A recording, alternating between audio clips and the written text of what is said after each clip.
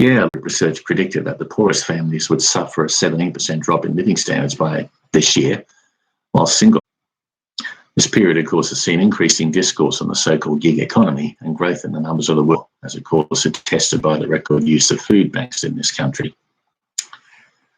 Who are these precarious workers? Well, analysis by John Philpott for the Resolution Foundation a couple of years ago reported that over 7 million workers, or about 23% of the workforce, and suggested that about 2/3 were self-employed, 4% of that 23% on a temporary contract, and 3% on 0 hours contracts. Of the self-employed category, Philpott's analysis suggested that half were low paid and took home less than 2/3 of median earnings, and that 2 million self-employed workers were earning less than £8 per hour. That's on a comparison to of course, the essential precariousness of the UK labour market goes further than this, with a substantial body of the so-called permanent employed workforce also subject to a high degree of job insecurity simply by dint of not having been in their current job for long enough to be covered by unfair dismissal provisions. That is, for less than 2 years continuous service in their current job. Now, nearly 8 million employees are excluded from unfair dismissal provision. Are also restricted in terms of out-of-work benefit eligibility simply because they have not attained 2 years continuous service in their current job.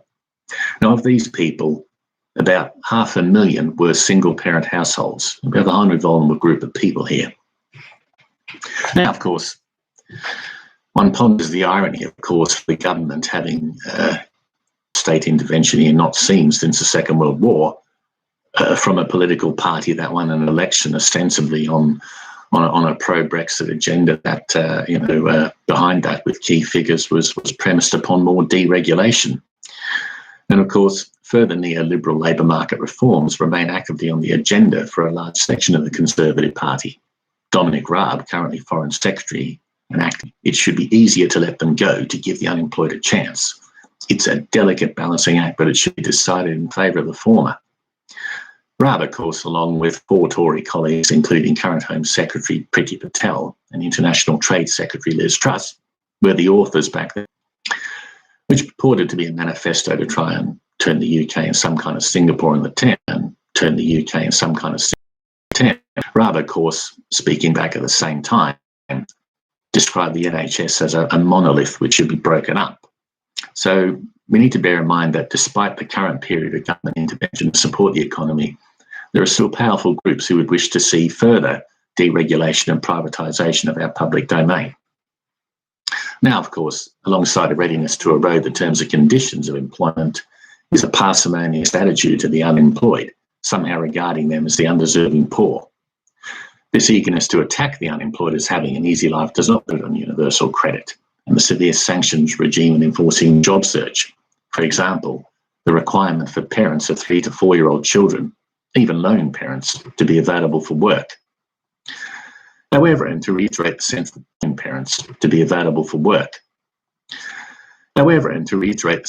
point, the current COVID-19 crisis has exposed the fragility of constructing a labour market dependent on a large group of relatively low-paid individuals with little recourse to statutory labour rights or a decent welfare safety net to fall back on.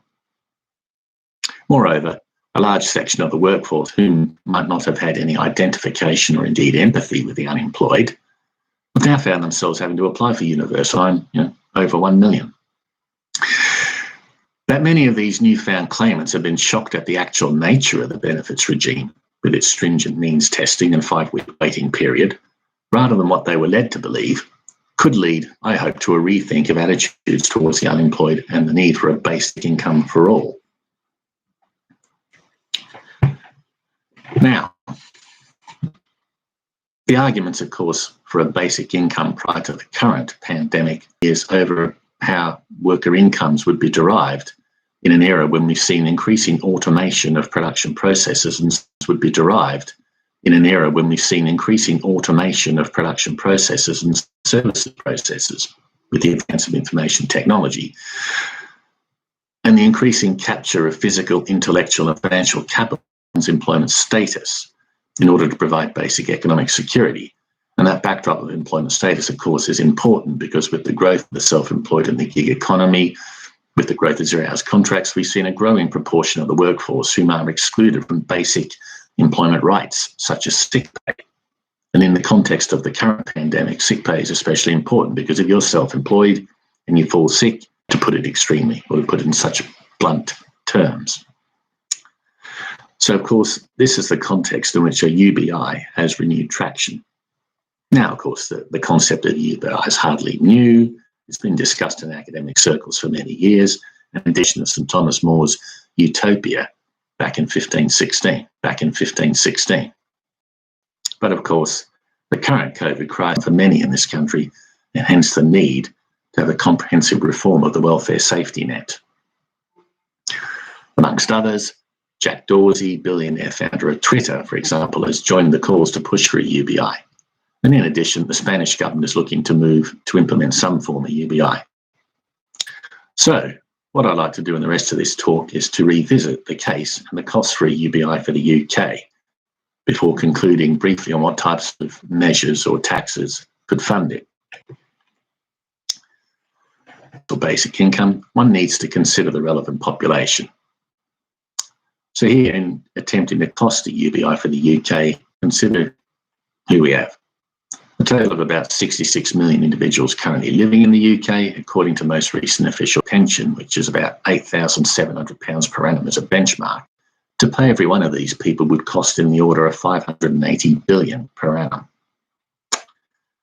The current UK economy is approximately £2 trillion in size, so this amount would be in excess of 25 spending is in excess of 800 billion.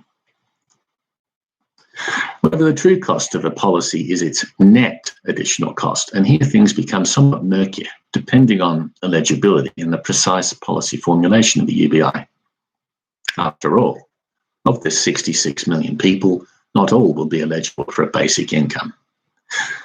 Some will be international students, and others will fall into migrant groups ineligible for such a payment.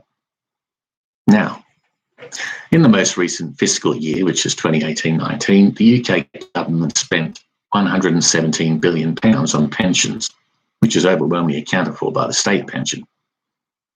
Since pensioners already pay a state pension, the basic income would replace this, at no loss to them. This would reduce the net cost of a UBI by just over 100.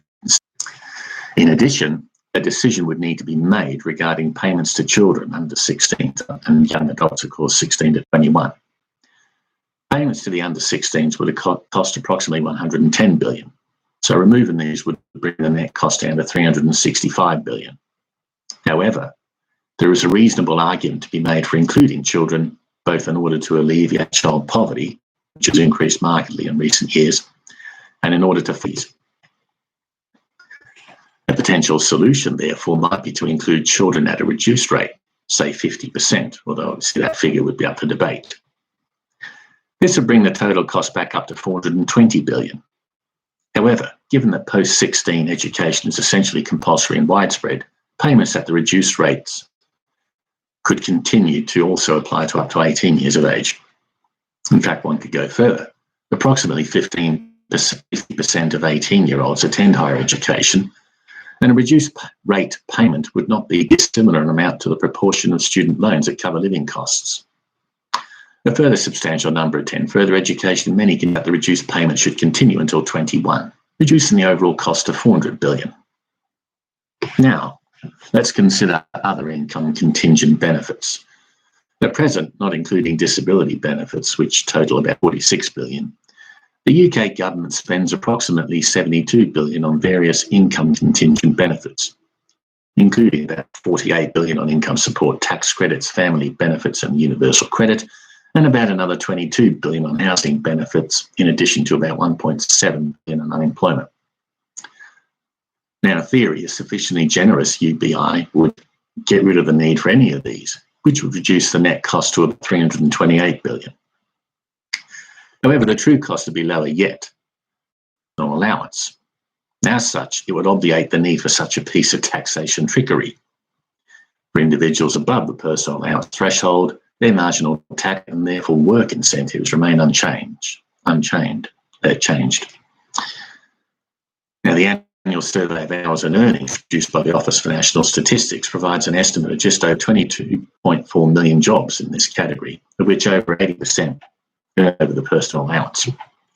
Removing this allowance would increase the tax take, again without changing the work incentive, by about 45 billion. A further 10% earn between 8,200 and 12,900.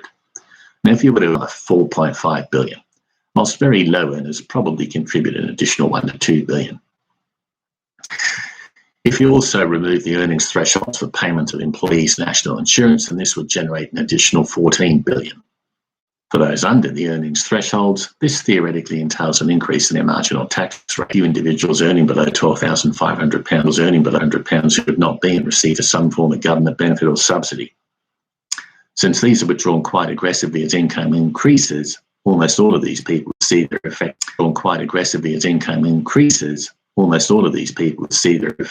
marginal tax rates reduced, typically from around 60% to 32%. So in total, this reduced to 32%. So in total, this reduced the cost by a further 65 billion to some 262 billion. Now we know that the employed labour force was approximately 33 million in 2016, which suggests that approximately 10 million workers have not been captured. Of these, there are believed to be in excess of 5 million self-employed and around 5 million employees. If the 5 million additional employees have the same earnings profile as the remainder of the workforce, then that would conservatively raise an additional £13 billion. However, it's not clear how accurate this assumption is. Presumably, they're more likely to be in marginal low-income employment, although it is possible that the discrepancy is due to a statistical artefact.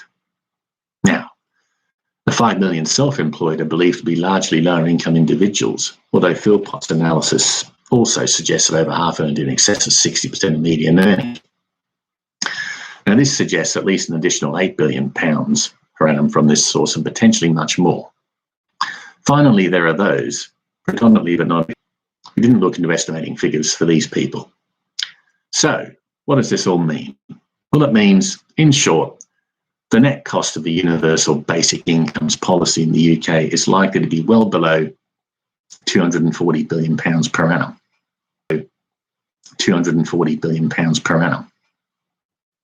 A reasonable estimate might be in the order of 200 to 220 billion per annum on top of the existing state expenditures. So if you think back to the GDP figures I quoted earlier, it would therefore be an affordable albeit extremely expensive program. However, further substantial cost savings could be envisaged. Eligibility would compromise the universality aspect. That can be done either to certain groups or in totem. Either way, it's like, although a significant increase in taxes would be needed to fund a generous UBI. But we would argue that the net effect would be to render the tax and benefit system in the UK significantly more progressive and equitable than it is at present. It would make lower income people better off. So, on that note, in the final part of my talk, I want to briefly consider the sorts of measures that could be used, to pay for a UBI. So yes, to reiterate, it would require a more progressive income tax system and more taxing of wealth and assets. In this sense, looking into some preliminary figures, it would suggest the following sorts of measures.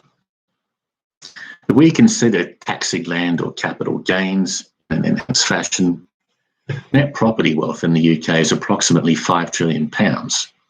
Gross property wealth in the UK is about 6, so 20% would bring in approximately 1% of total net property value each year. That'd be around £50 billion. Of course, if you got rid of stamp duty to compensate, you'd lose about 11 billion of that.